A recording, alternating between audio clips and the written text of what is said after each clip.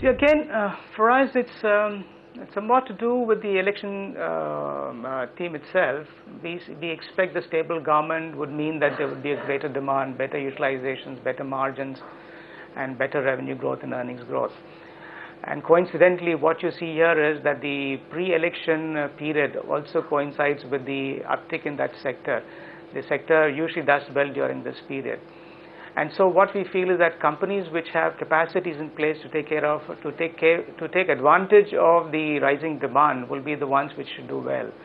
For us, Ultratech is a good company to look at in the large cap space, and Shree Cement is a company in the mid cap space. I want to buy in a Dish TV, stop loss of 49, target of 59. Buy in a BHEL, stop loss of 191, target of 206. The previous history of such events suggests that when the event is so far off, normally the near term takes precedence, and near term outlook for Maruti actually looked quite bullish given the excise duty cuts that had happened at that time, and the fact that consumer loan rates are coming down. And I think Maruti will be the first beneficiary of the revival in consumer sentiments. So my guess is that yes, if you ask me whether it should be part of any long-term portfolio, it should be.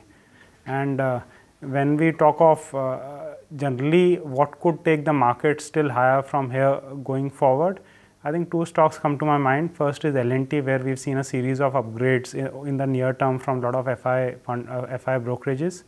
And second is State Bank of India, which I think still has not moved too much and remains quite undervalued.